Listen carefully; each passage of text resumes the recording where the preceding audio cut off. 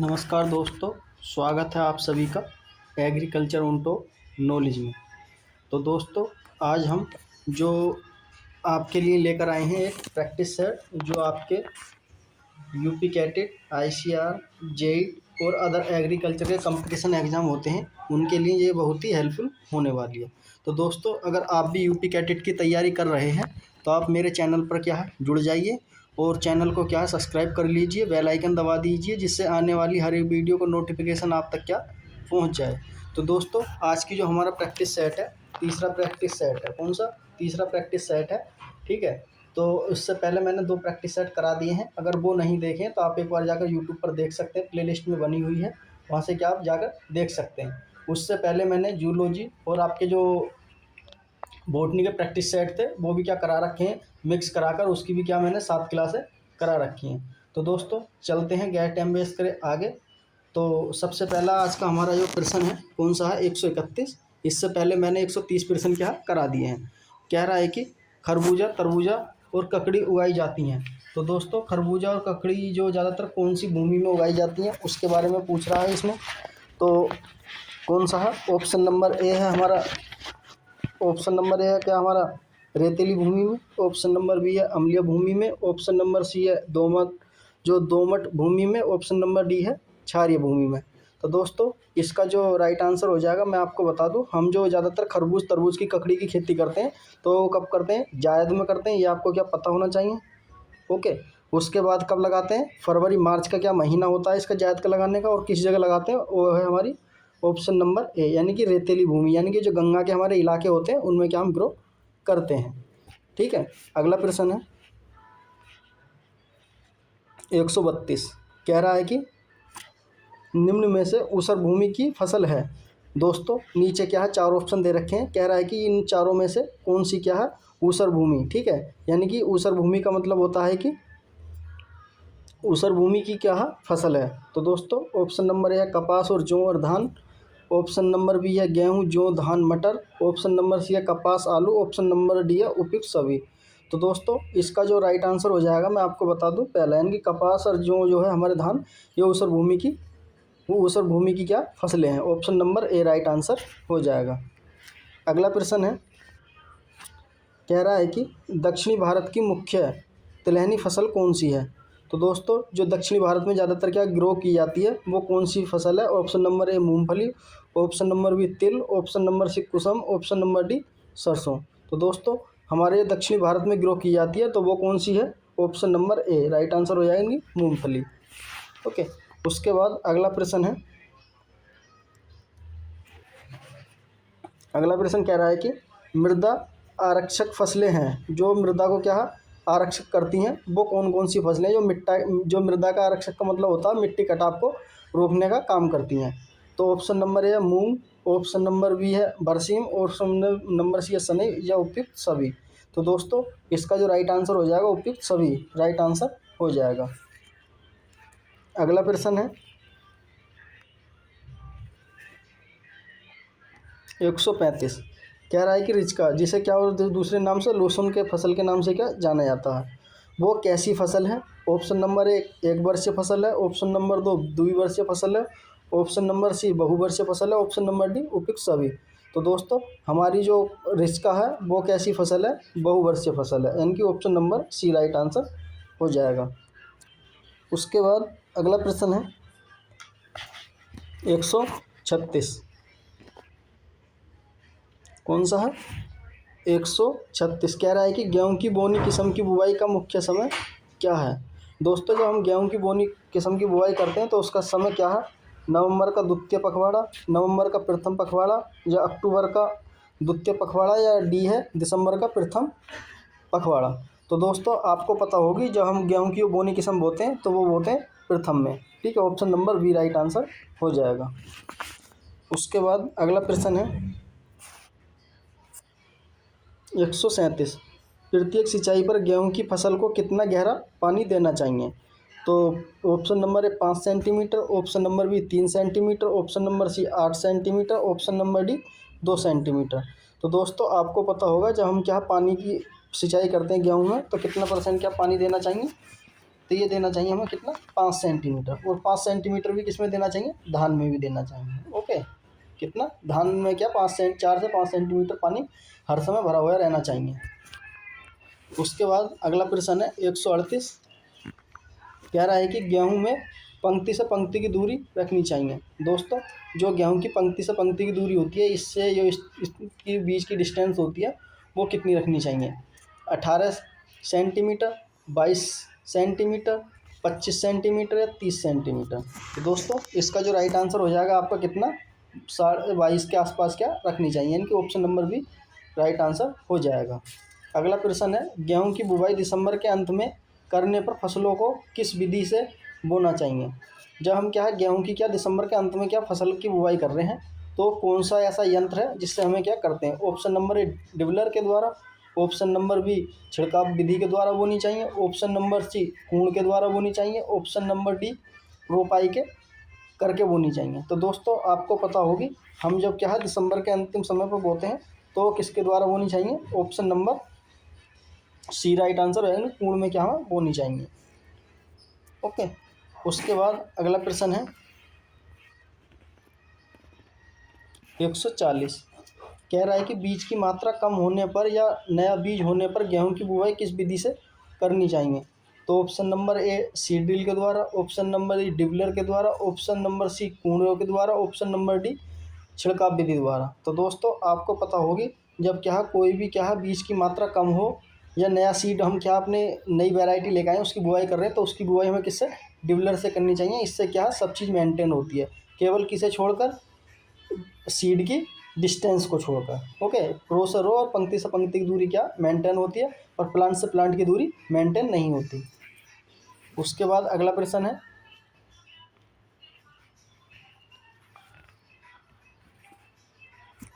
141, कह रहा है कि 1 हेक्टेयर नर्सरी से धान के कितने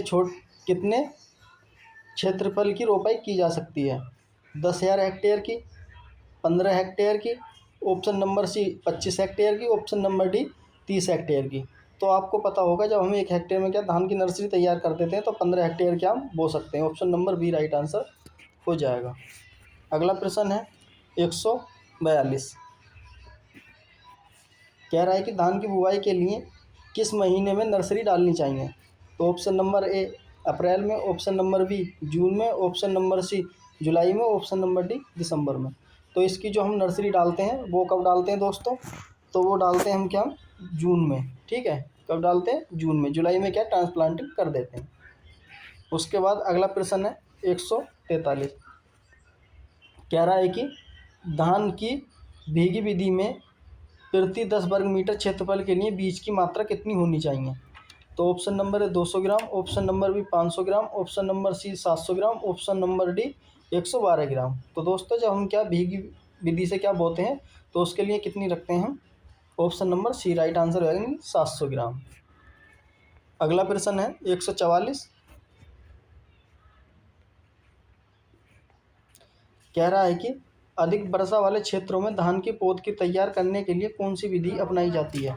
तो ऑप्शन नंबर ए शुष्क विधि, ऑप्शन नंबर 2 गीली विधि, ऑप्शन नंबर सी डोपो विधि, ऑप्शन नंबर डी उपयुक्त सभी। तो दोस्तों इसमें जो अपनाई जाती है वो कौन सी अपनाई जाती है, शुष्क विधि। ऑप्शन नंबर राइट आंसर हो जाएगा। अगला प्रश्न है 145, सीता जाति है तो किसकी वैरायटी है, धान की है। ऑप्शन नंबर बी मटर की है, ऑप्शन नंबर सी बरसीम की है, ऑप्शन नंबर डी गेहूं की है। तो दोस्तों इसका जो राइट आंसर हो जाएगा आपको मैं बता दूं, सीता जो वैरायटी है वो किसकी, हमारी धान की। ऑप्शन नंबर ए राइट आंसर हो जाएगा। उसके बाद अगला प्रश्न है 146, ज्वार की संकर प्रजाति है कौन सी है, जो संकर प्रजाति है CHS1 है, CHS5 है, CHS6 है या उपयुक्त सभी। तो दोस्तों जितनी भी वैरायटी हैं वो ज्वार की हैं, तो इसका राइट आंसर हो जाएगा हमारा सभी, यानी कि संकर वैरायटी हैं, सब हाइब्रिड वैरायटी हैं। ऑप्शन नंबर 147 है प्रश्न नंबर स्वर्णा, ये स्वर्ण है, ठीक है, स्वर्ण प्रजाति है, इनकी वैरायटी है, किसकी है। ऑप्शन नंबर ए बाजरा की, ऑप्शन नंबर बी ज्वार की, ऑप्शन नंबर सी फूलगोभी की, ऑप्शन नंबर डी प्याज की। तो दोस्तों इसका जो राइट आंसर हो जाएगा आपका बी यानी कि ज्वार की है। अगला प्रश्न है दोस्तों, अगर आपको वीडियो अच्छी लगे तो आप वीडियो को लाइक करें और कमेंट करके जरूर बताएं आपको वीडियो कैसी लगी और आपने इस वीडियो के अंदर कितने क्वेश्चन राइट करें। अगला प्रश्न है ज्वार की फफूंदी एवं गैरुया प्रतिरोधक जाति है कौन सी है? CASB2, CASB4, CASB3 या उपयुक्त सभी। तो जो रेजिस्टेंस वैरायटी है वो कौन सी है? तो हमारी कौन सी? Option number B right answer है, यानी कि CASB4। उसके बाद अगला प्रश्न है 149, अधिक उपज के लिए ज्वार को कब बोना चाहिए? जब हमें क्या अच्छा प्रोडक्शन चाहिए ज्वार का तो कब बोनी चाहिए? ऑप्शन नंबर ए मई में, ऑप्शन नंबर बी जुलाई में, ऑप्शन नंबर सी अगस्त में, ऑप्शन नंबर डी जनवरी में। तो इसका जो राइट आंसर हो जाएगा कब बोनी चाहिए? जून जुलाई में क्या हम ज्वार की बुआई करते हैं, यानी कि जुलाई में क्या हमें बोनी चाहिए। Option number B right answer हो जाएगा। अगला प्रश्न है 150, कह रहा है कि बाजरा एवं ज्वार के जो कुंडों में कितनी गहराई पर बोना चाहिए, जबकि इनकी जो दूरी रखते हैं हम 45 इंटू 15 सेंटीमीटर की दूरी रखते हैं, तो कितनी गहराई होनी चाहिए? 3 से 4 सेंटीमीटर पर, 2 से 3 सेंटीमीटर पर, 1 से 2 सेंटीमीटर पर, ऑप्शन नंबर सी 6 से 8 सेंटीमीटर पर, ऑप्शन नंबर डी 8 से 10 सेंटीमीटर पर। तो इसका जो राइट आंसर हो जाएगा आपका पहला, यानी कि 3 से 4 सेंटीमीटर पर ज़्यादातर हम क्या सभी सीडों की बुआई करते हैं। उसके बाद अगला प्रश्न है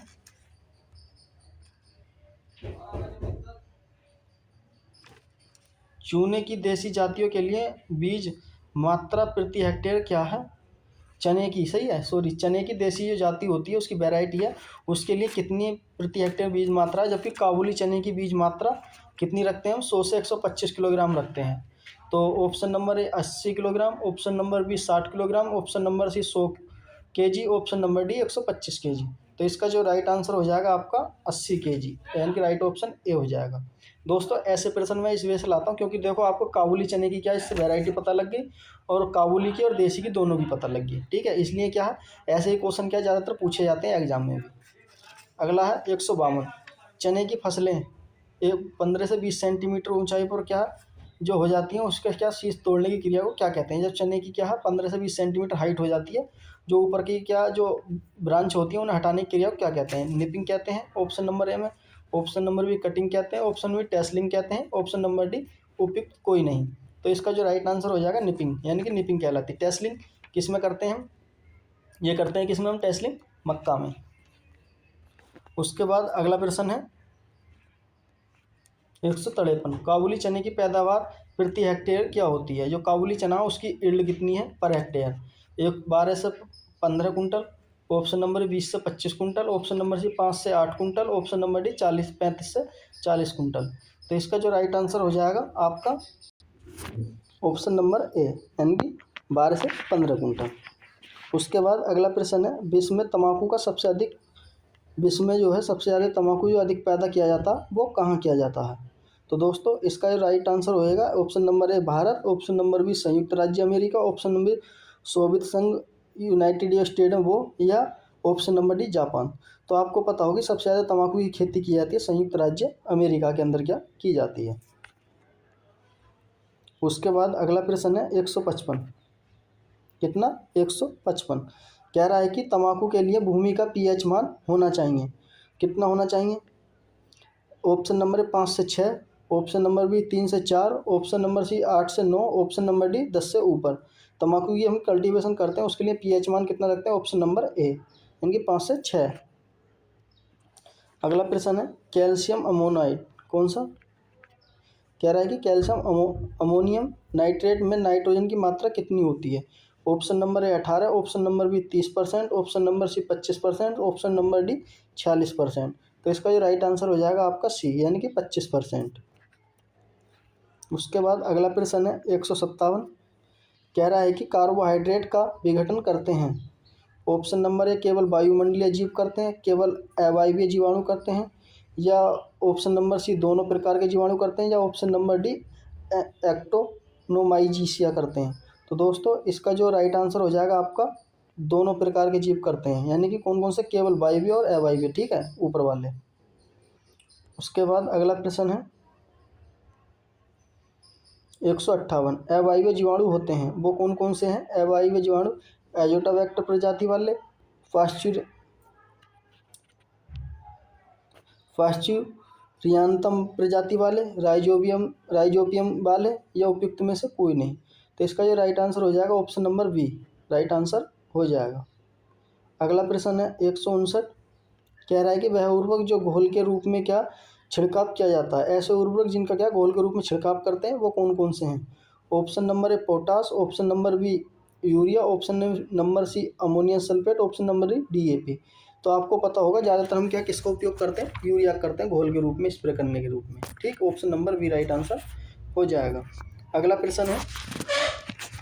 प्रश्न है दोस्तों, कह रहा है कि अंडों की ठीक है क्या, सॉरी इसे क्या आप कर लेना अरंडी, ठीक है अरंडी कर लेना है, सॉरी अंडो गलत लिख गया। अरंडी की जो फसल अरंडी जो है किस कुल का है? ठीक है, इनकी अरंडी जो किस कुल का है? तो ऑप्शन नंबर ए है ग्रामनी, ऑप्शन नंबर बी है क्रूसीफेरी, ऑप्शन नंबर सी है यूफोर्बिएसी, ऑप्शन नंबर डी है उपयुक्त में से कोई नहीं। तो दोस्तों आपको बता दूं जो हमारा अरंडी है वो यूफोर्बिएसी क्या कुल से बिलोंग करता है। उसके बाद अगला प्रश्न है 161, घास किस कुल का है? तो ऑप्शन नंबर ए गेहूं का है, ऑप्शन नंबर 3 गन्ने के कुल का है, ऑप्शन नंबर सी मक्का के कुल का है, या ऑप्शन नंबर उपयुक्त सभी। तो ये हमारा है घास जो कुल आती है ग्रेमनी फैमिली के अंदर आती है, तो वो सब क्या है, ये सब क्या आते हैं उपयुक्त सभी, डी आंसर हो जाएगा।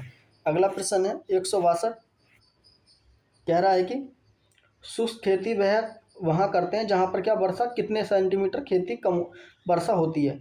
Option number 200 centimetre, option number B 500 centimetre, option number 50 से 100 centimetre, option number D 50 centimetre से कम। तो दोस्तों इसका ही राइट आंसर हो जाएगा आपका वी राइट आंसर हो जाएगा। उसके बाद अगला प्रश्न है 163, जो फार्म पर फसल उगाने का समय के साथ साथ पशुओं को पालना क्या कहलाता है? Option number A mixing cropping, option number 2 mix farming, option number C single farming, option number D पशुपालन। तो दोस्तों इसका राइट आंसर हो जाएगा मिक्सिंग फार्मिंग कहलाएगा। Okay, option number B right answer हो जाएगा। अगला प्रश्न है 164, निम्न में से कौन सी फसल दलहन व तिलहनी दोनों के अंदर आती है? Option number A soybean, option number B सूरजमुखी, ऑप्शन नंबर सी कुसुम, ऑप्शन नंबर डी मक्का। तो दोस्तों इसका राइट आंसर हो जाएगा आपका कौन सा? ऑप्शन नंबर ए यानी कि सोयाबीन। उसके बाद अगला प्रश्न है, कह रहा है कि 165, मक्का गेहूं बाजरा गेहूं फसल चक्र हैं, ये 1 वर्षीय का है। ऑप्शन नंबर ए, ऑप्शन नंबर 2 वर्ष का है, ऑप्शन नंबर 3 वर्ष का है, ऑप्शन नंबर डी 4 वर्ष का है। तो इसका जो राइट आंसर हो जाएगा दोस्तों आपको बता दूं 2 वर्ष का क्या है फसल चक्र, option number B right answer हो जाएगा। अगला प्रश्न है दोमट भूमि में लाई स्टोन की प्रति हेक्टेयर कितनी मात्रा प्रयोग करते हैं? तो ऑप्शन नंबर ए है 2.50 टन, ऑप्शन नंबर बी है 5 टन, ऑप्शन नंबर सी है 6 टन, ऑप्शन नंबर 3 है 7.05 टन। तो इसका जो राइट आंसर हो जाएगा आपका 5 ton, option number B right answer हो जाएगा। अगला प्रश्न है 167, प्रोटीन क्या है? प्रोटीन बहु मक्का की प्रजाति कौन सी है? ऑप्शन नंबर है हमारी कौन सी है? प्रोटीना है, ठीक है प्रोटीना कर लेना इसका कंचन, ऑप्शन नंबर सी है क्या हमारी श्वेता, इसकी है क्या कर लेना श्वेता, ठीक है श्वेता, ऑप्शन नंबर डी है मंजरी। तो इसका जो राइट आंसर हो जाएगा आपका ऑप्शन नंबर 1 प्रोटीना। उसके बाद 168 है अधिक उपज लेने के लिए मक्का को कब बोना चाहिए? तो ऑप्शन नंबर है जून का प्रथम पक्ष में, ऑप्शन नंबर बी मार्च का द्वितीय पक्ष में, ऑप्शन नंबर सी है मई का द्वितीय पक्ष में, ऑप्शन नंबर डी है सितंबर का प्रथम पक्ष में। तो दोस्तों अधिक उपज लेने के लिए मक्का को हम कब बोते हैं? तो जून का प्रथम पक्ष होता है, ठीक है जो आने वाला टाइम है उसमें क्या हम बोते हैं, यानी कि खरीफ सीजन की क्या क्रॉप है ये। उसके बाद अगला प्रश्न है संकर मक्का के लिए प्रति हेक्टेयर बीज दर है? ऑप्शन नंबर है 20 kg, option number D 40 kg, option number B 40 kg, option number C 10 kg, option number D 50 kg। जो हम संकर मक्का को क्या है बोते हैं उसके लिए कितनी है 20 kg, ठीक है इसका राइट आंसर हो जाएगा। अब है 170 देखते हैं क्या कह रहा है। कह रहा है कि मक्का के बीजों में कूणों की कितनी गहराई पर क्या बोना चाहिए? 4 से 5 सेंटीमीटर पर ऑप्शन नंबर है, ऑप्शन नंबर बी 8 से 9 सेंटीमीटर पर, ऑप्शन नंबर सी 2 से 3 सेंटीमीटर पर, ऑप्शन नंबर डी 6 से 7 सेंटीमीटर पर। तो इसका राइट आंसर हो जाएगा 4 से 5 सेंटीमीटर राइट आंसर हो जाएगा। अगला प्रश्न है 171, कह रहा है कि बाजरे का वानस्पतिक नाम क्या है। तो साइगम बाइकला, सोरगम बाइकला, पेनिसिटम ट्राइफोडियम, ट्रिटिकम कंपोकेटम या उपयुक्त में से कोई नहीं। तो दोस्तों इसका राइट आंसर होगा पेनिसिटम ट्राइफोडियम। ओके, कौन सा होगा? पेनिसिटम ट्राइफोडियम। ठीक, उसके बाद अगला है 172। 172 क्या कह रहा है? कपास के रेशों का उत्तम रंग क्या होना चाहिए? जो कपास के अच्छे गुण हैं उसका रंग कैसा होना चाहिए? ऑप्शन नंबर ए सफ़ेद होना चाहिए, ऑप्शन नंबर बी काला होना चाहिए, ऑप्शन नंबर सी पीला होना चाहिए, ऑप्शन नंबर डी लाल होना चाहिए। तो इसका राइट आंसर हो जाएगा ऑप्शन नंबर ए, यानी कि सफ़ेद होना चाहिए। ऑप्शन नंबर अब प्रश्न नंबर 173 है, मूंगफली की चंद्र जो किस्म है वो सबसे अधिक तेल तेल कितने प्रतिशत तक होता है? सबसे अधिक तेल वाली है और उसमें कितने परसेंट तक क्या तेल होता है? तो ऑप्शन नंबर 50% तक, ऑप्शन नंबर 2 81% तक, और एक ऑप्शन नंबर सी 60% तक, ऑप्शन नंबर डी 30% तक। तो इसका राइट आंसर हो जाएगा आपका बी राइट आंसर, यानी कि 81% तक। उसके बाद अगला प्रश्न है 174, मूंगफली की किस फसल की जातियों में क्या है क्राइस रूट यानी कि एनीसिनस नहीं होता? तो ऑप्शन नंबर ए देसी, ऑप्शन नंबर बी फैलने वाली, ऑप्शन नंबर डी गुच्छे वाली, ऑप्शन नंबर डी अर्ध फैलने वाली। तो इसका जो राइट आंसर हो जाएगा आपको मैं बता दूं देसी वाली, यानी कि ऑप्शन नंबर ए। उसके बाद अगला प्रश्न है, कह रहा है कि मूंगफली को फैलने वाली जो जातियां हैं उनकी पत्तियां होती हैं कैसी हो जाती हैं? देर से, ठीक है, कैसी हो जाती हैं? जातियां, सॉरी पत्तियां नहीं पकती हैं, इसकी क्या करना आपको? पकती हैं। देर से पकती हैं, जल्दी पक जाती हैं, बहुत देर से पकती हैं या एक साथ पकती हैं। तो इसका ये राइट आंसर होगा ऑप्शन नंबर ए, यानी कि देर से क्या वो पक जाती हैं।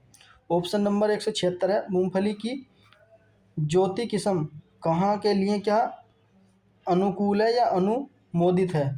तो ऑप्शन नंबर ए मध्य प्रदेश के लिए, option number B Uttar Pradesh के लिए, ऑप्शन नंबर सी महाराष्ट्र के लिए, ऑप्शन नंबर डी बिहार के लिए। तो इसका राइट आंसर हो जाएगा आपका ए, यानी कि मध्य प्रदेश के लिए। अगला प्रश्न है 173, 177, सॉरी 73 नहीं 177, तम्बाकू के लिए सबसे अच्छी मिट्टी कौन सी होती है? लोमी मिट्टी, काली मिट्टी, भाटा मिट्टी या भारी मिट्टी?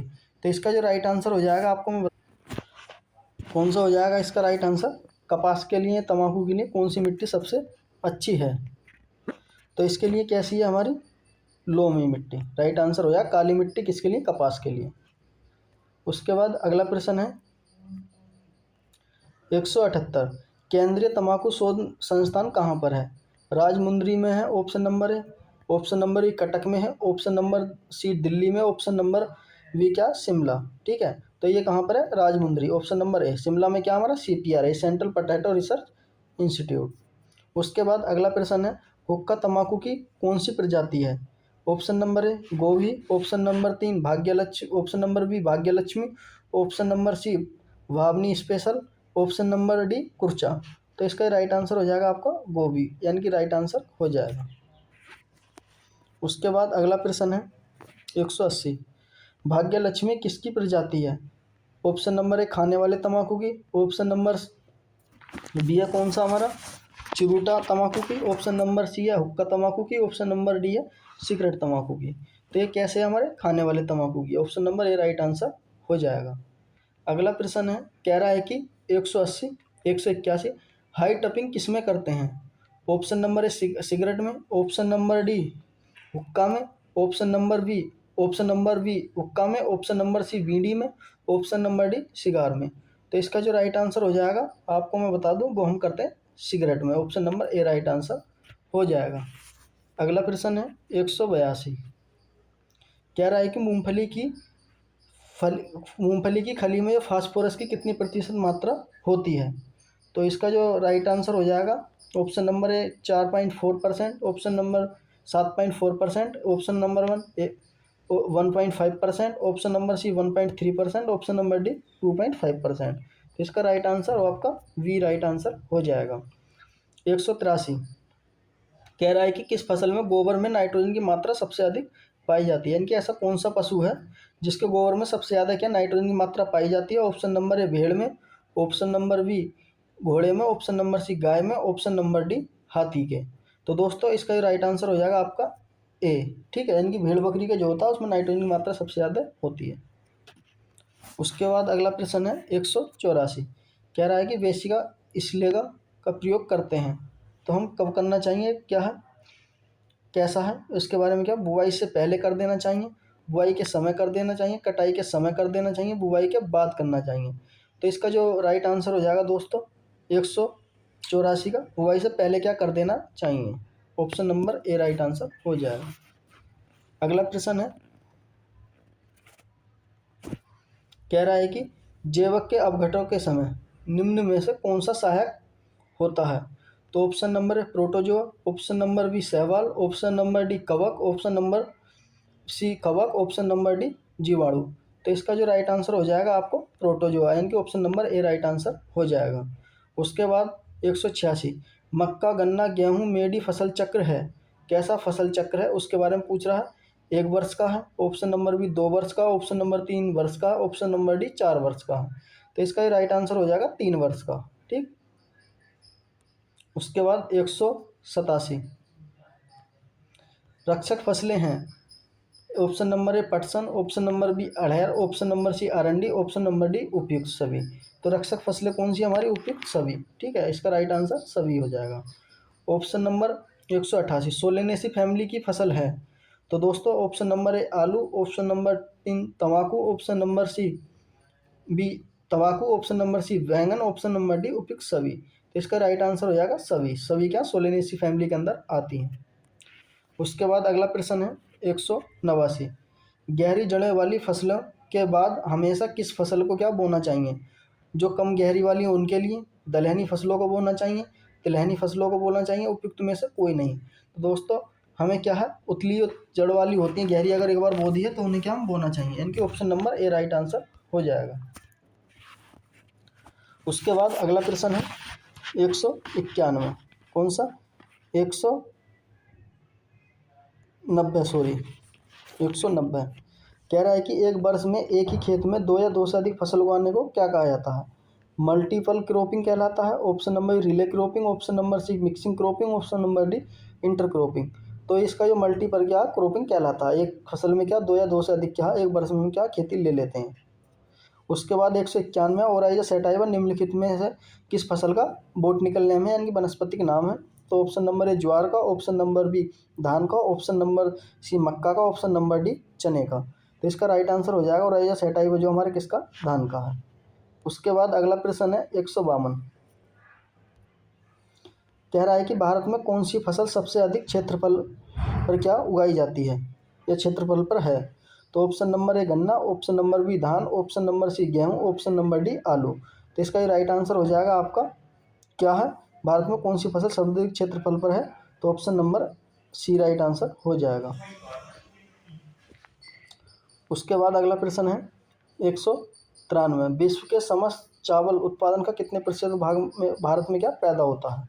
Option number A 10%, option number B 18%, option number C 13%, option number D 40%। तो इसका ही राइट आंसर हो जाएगा आपका 18%, बी राइट आंसर हो जाएगा। अगला प्रश्न है 154 धान की खेती के लिए कितना 6.5 pH वाली भूमि के लिए उपयुक्त, जबकि इसके लिए सर्वोत्तम भूमि होती है वो कैसी होती है। तो इसकी जगह आप क्या कर लेना वलुई। ठीक है, ये थोड़ा गलती से हो गया वलुई।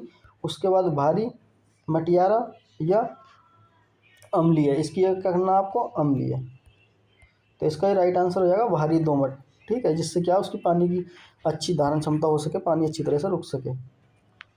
अगला है 195 कह रहा है कि टा 3 टा 9 एन वी नरेंद्र 2 एक सुगंधित धान की प्रजाति है और इसकी उपज जो होती है वो कितनी होती है। ऑप्शन नंबर ए 30 से 35 कुंटल, ऑप्शन नंबर बी 40 से 50 कुंटल, ऑप्शन नंबर सी 20 से 25 कुंटल, ऑप्शन नंबर डी उपयुक्त में से कोई नहीं। तो इसका ही राइट आंसर हो जाएगा आपका ए एन की 30 से 35 कुंटल। ऑप्शन नंबर अब है 196 जो हमारा बसंती हंसराज, राजभोग और मोतीचूर, ठीक है, तिलका, सुगदास और विष्णु पराग तथा श्यामजी धान की जातियां हैं। वो कैसी जातियां हैं? ये सब देसी हैं। ऑप्शन नंबर ए बोनी है। ऑप्शन नंबर सी लंबी है। ऑप्शन नंबर 3 उपयुक्त सभी। तो इसका ये राइट आंसर हो जाएगा आपका देसी वैरायटी है सब, ये राइट आंसर हो जाएगा। उसके बाद है 197, कह रहा है कि रासायनिक विधि से कपास के रेशों और बीजों के अलग करने की क्रिया को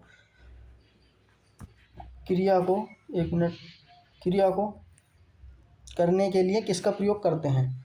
तो रासायनिक ऐसा कौन सा? अमोनियम सल्फेट को, ऑप्शन नंबर सी संद्रगंधक अम्ल को, ऑप्शन नंबर सी जिंक को, ऑप्शन नंबर डी उपयुक्त सभी को। तो इसका ये राइट आंसर हो जाएगा आपका वी, यानी कि संद्रगंधक जो है उसका उपयोग करते हैं। तो ऑप्शन नंबर एक प्रश्न है 198, कह रहा है कि अमेरिका कपास की बुआई का उपयुक्त समय कौन सा है? तो ऑप्शन नंबर ए है अम्लीय, अप्रैल से द्वितीय सप्ताह में।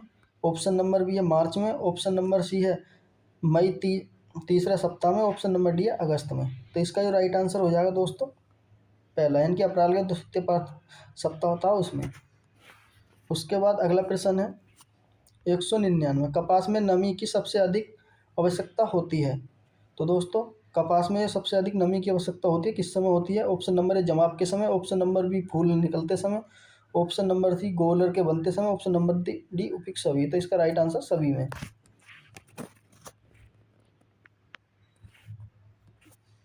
200 है, देसी कपास जो होती है उसके अधिक बढ़वार रोकने और गूलर को आकार बढ़ाने के लिए किस चीज़ का उपयोग करते हैं?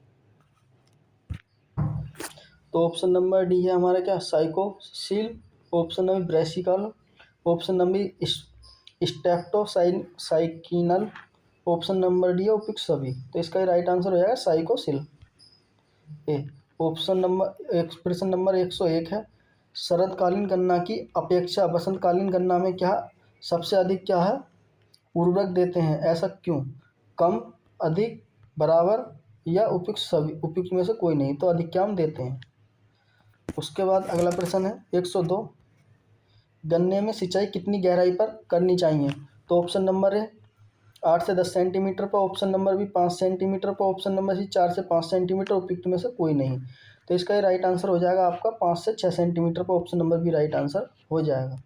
अगला प्रश्न है 203, गन्ना पकने पर जो उसमें वृक्ष प्रतिशत मात्रा होती है वो कितनी होती है? ऑप्शन नंबर है 18%। Option number B 10%। Option number C 28%। Option number D 35%। तो इसका राइट आंसर हो जाएगा आपका कौन सा? 18%। उसके बाद अगला प्रश्न है कह रहा है कि 204, कह रहा है कि वृक्ष प्रतिशत ज्ञात करते हैं, किससे करते हैं? जो उसमें सुक्रोज है, लैक्टोमीटर से, रेफ्रेक्टोमीटर से, हाइड्रोमीटर से या उपयुक्त में से कोई नहीं। तो इसका ये राइट आंसर हो जाएगा रिफ्रैक्टोमीटर होता है, उसका उपयोग करते हैं हम क्या शुगर नापने के लिए। उसके बाद अगला पॉइंट है 205, ट्राइफोडियम अलेक्जेंड्रम वैज्ञानिक नाम है? ऑप्शन नंबर है बरसीम का। ऑप्शन नंबर डी धान का। ऑप्शन नंबर सी सोयाबीन का। ऑप्शन नंबर बी फूल गोभी का। तो इसका ही राइट आंसर हो जाएगा आपका ट्राइफोडियम अलेक्जेंड्रम जो है वो किसका? हमारा बरसीम का। ऑप्शन नंबर ए राइट आंसर हो जाएगा। अगला प्रश्न है 206, उत्तर प्रदेश में बरसीम की उगाई जाने वाली प्रजाति कौन सी है? डिप्लॉइड है, टेट्राफ्लोइड है या मोनोफ्लोइड है या टेट्राफ्लोइड है? तो इसका ही राइट आंसर हो जाएगा, मैं आपको बता दूं, टेट्राफ्लोइड। ऑप्शन नंबर भी राइट आंसर हो जाएगा।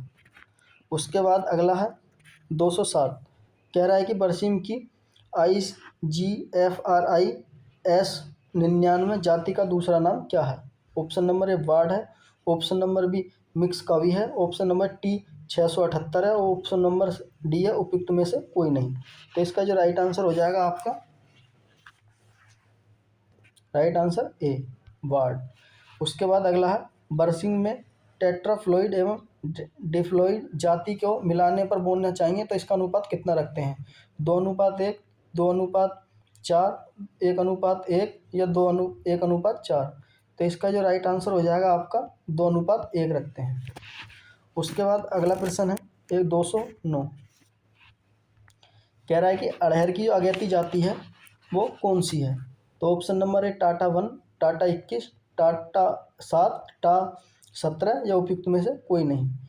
उपयुक्त सभी, सॉरी, इसका जो राइट आंसर हो जाएगा उपयुक्त सभी, बी यानी कि राइट आंसर हो जाएगा। उसके बाद अगला प्रश्न है 110। कह रहा है कि तोरैया की जो टा 9 है जाति काले रंग की है तथा टा 36 जाति किस रंग की होगी? ऑप्शन नंबर ए पीले, ऑप्शन नंबर बी सफ़ेद, ऑप्शन नंबर सी काली, ऑप्शन नंबर डी लाल। तो इसका जो राइट आंसर हो जाएगा आपका दोस्तों, इसका राइट आंसर हो जाएगा इनकी पीली, राइट आंसर हो जाएगा। उसके बाद अगला प्रश्न है, कह रहा है कि किस हरी खाद में क्या है नाइट्रोजन की मात्रा सबसे अधिक होती है? तो ऑप्शन नंबर ए सेंजी की, ऑप्शन नंबर बी ढैंचे की, ऑप्शन नंबर 3 सनई की, ऑप्शन नंबर डी उड़द की। तो इसका राइट आंसर हो जाएगा सेंजी की खाद होती है, उसमें सबसे ज़्यादा क्या नाइट्रोजन की मात्रा होती है। ऑप्शन नंबर ए राइट आंसर हो जाएगा। अगला प्रश्न है 112। कह रहा है कि सनई में नमी की प्रतिशत मात्रा होती है। Option number A 75%, option number B 86%, option number C 44%, option number D 92%। तो इसका जो राइट आंसर हो जाएगा दोस्तों आपका कौन सा हो जाएगा? 75%। उसके बाद है 113। मछली के खाद में कितने प्रतिशत नाइट्रोजन की मात्रा पाई जाती है? तो ऑप्शन नंबर है 4.10%, option number 2.4%, option number C 16%, option number D 18%। तो इसका राइट आंसर हो जाएगा दोस्तों, तो इसका ऑप्शन नंबर ए यानी 4.4%। उसके बाद अगला प्रश्न है 114। यूरिया में नाइट्रोजन के किस रूप में क्या पाया जाता है? ऑप्शन नंबर ए एमाइड रूप में, ऑप्शन नंबर बी अमोनिया रूप में, ऑप्शन नंबर सी नाइट्रेट रूप में, ऑप्शन नंबर डी नाइट्राइट रूप में। तो इसका राइट आंसर हो जाएगा अमोनिया रूप में, यानी कि option number B right answer हो जाएगा। अगला प्रश्न है 215। 215 कह रहा है कि जो नाइट्रोजन है की कमी से पौधों का कौन सा भाग क्या सबसे पहले प्रभावित होता है? ऑप्शन नंबर है पुरानी पत्तियां, ऑप्शन नंबर 2 नई पत्तियां, ऑप्शन नंबर 3 तना, ऑप्शन नंबर डी जड़। तो इसका राइट आंसर हो जाएगा आपका ए यानी कि पुरानी पत्तियों पर। ठीक। उसके बाद अगला प्रश्न है 216। धान की फसल में निम्नलिखित में से किस उर्वरक का प्रयोग वर्जित है? कौन सा उर्वरक नहीं देना चाहिए? ऑप्शन नंबर है nitrate, option number B ammonia, option number C potash, option number D urea. तो इसका जो राइट आंसर हो जाएगा आपको बता दूं 216 का नाइट्रेट। ठीक, ऑप्शन नंबर ए राइट आंसर हो जाएगा। अगला प्रश्न है 217। कह रहा है कि सैलजा प्रजाति है दोस्तों, सैलजा जो वैरायटी है वो किसकी है? ऑप्शन नंबर ए गेहूं की, ऑप्शन नंबर बी धान की, ऑप्शन नंबर सी मक्का की, ऑप्शन नंबर डी बाजरे की। तो इसका राइट आंसर हो जाएगा दोस्तों आपका गेहूं हो जाएगा। ठीक। उसके बाद अगला प्रश्न है 218। कह रहा है कि शोधित बीज का प्रयोग कब लेना चाहिए? शोधित बीज है, ठीक है, जो शोधित बीज है बीज का प्रयोग कब कर लेना चाहिए? तो ऑप्शन नंबर है 2 से 3 दिन के अंदर, ऑप्शन नंबर बी 10 दिन के अंदर, ऑप्शन नंबर सी 15 दिन के अंदर, ऑप्शन नंबर डी 25 दिन के अंदर। तो इसका जो राइट आंसर हो जाएगा आपको 15 दिन के अंदर क्या हमें कर लेना चाहिए, अगर आपने कोई भी सीड क्या संशोधित करा थायराम कैप्टन वगैरह से यूज करके। तो उसके बाद अगला प्रश्न है 219। कौन सा? 219 कह रहा है कि निम्नलिखित में से एक वर्षीय फसल है। मक्का तोरई गेहूं है, मक्का गेहूं बाजरा गेहूं है, धान बरसिंग गेहूं है, या उपयुक्त सभी। तो इसका ये राइट आंसर हो जाएगा आपका सी राइट आंसर हो जाएगा धान बरसिंग गेहूं। ये कैसी है? एक वर्षीय फसलें हैं। उसके बाद अगला प्रश्न है 220। ग्राम सेवक पत्रिका कहाँ से प्रकाशित की जाती है? तो ऑप्शन नंबर ए लखनऊ से, ऑप्शन नंबर बी पंतनगर से, ऑप्शन नंबर सी कानपुर से, ऑप्शन नंबर डी दिल्ली से। तो ये हमारी option number B right answer हो जाएंगे पंतनगर से। ऑप्शन नंबर अब है 221। कह रहा है कि उत्तर प्रदेश में उगाई जाने वाली गेहूं की प्रमुख जातियां हैं, तो वो कौन कौन सी हैं? ऑप्शन नंबर है Triticum aestivum, option number B Triticum durum, option number Triticum monococcum, option number D Triticum dicoccum. तो इसका ये राइट आंसर हो जाएगा दोस्तों ट्रिटिकम एस्टिवम क्या है? उत्तर प्रदेश में क्या ज़्यादातर उगाई जाने वाली वैरायटी है, यानी कि स्पीसीज है। उसके बाद अगला प्रश्न है 222। कह रहा है कि बीज का जो वर्धन होता है हेतु गेहूं के लिए विस्थापन दूरी, यानी कि जब हम क्या बीज का क्या सीड प्रोडक्शन करना चाहते हैं, जब हम क्या उस पर कोई भी काम करते हैं तो कितनी दूरी पर बोना चाहिए? ऑप्शन नंबर है 3 मीटर पर, ऑप्शन नंबर बी 4 मीटर पर, ऑप्शन नंबर सी 5 मीटर पर, ऑप्शन नंबर डी 6 मीटर पर। तो इसका राइट आंसर हो जाएगा आपका ए यानी कि 3 मीटर पर। इसका अगला प्रश्न है, कह रहा है कि बाजरे की संकर प्रजाति है? तो option number A BJ 104, BK 560, option number C PH 104 या ऑप्शन नंबर डी उपयुक्त सभी। तो इसका ये राइट आंसर हो जाएगा दोस्तों, कौन सा हो जाएगा? उपयुक्त सभी, यानी कि डी राइट आंसर हो जाएगा। आज का लास्ट क्वेश्चन है, ठीक है, आज का क्या लास्ट क्वेश्चन है ये मुझे कमेंट में बताना है। 224, कपास में फूल एवं गुड़हल झड़ने को रोकने के लिए कौन सा ऐसा हार्मोन है जिसका हम क्या प्रयोग करते हैं? साइकोसिल का, ऑप्शन नंबर बी वॉर्डेक्स का, वॉर्डेक्स एक पाउडर होता है उसका, या उपयुक्त दोनों का, या उपयुक्त में से कोई नहीं। इसका जो आंसर है दोस्तों आप कमेंट में बताना। आप कमेंट में ये भी बताना जो आप मैंने क्या है आपके 131 से प्रश्न करवाए हैं और 224 तक प्रश्नों में से आपके कितने क्वेश्चन क्या राइट थे, ठीक है, जिससे मुझे क्या पता लग सके आप कितनी अच्छी तैयारी कर रहे हैं, ठीक है। तो दोस्तों मिलते हैं इसी प्रकार की अगली वीडियो में।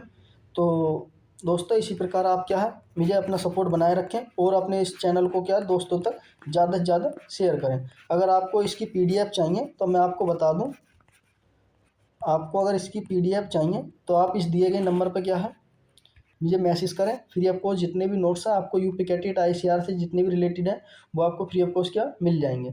तो दोस्तों देर ना करें, आप इस चैनल को सब्सक्राइब कर लें और अपने नोट्स पाएँ दिए गए इस नंबर पर, ठीक है। थैंक यू दोस्तों, मिलते हैं इसी प्रकार की अगली क्लास में। तब तक के लिए मैं इजाज़त दें, मस्त रहें, स्वस्थ रहें और एग्ज़ाम की बढ़िया तरीके से तैयारी करते रहें। धन्यवाद।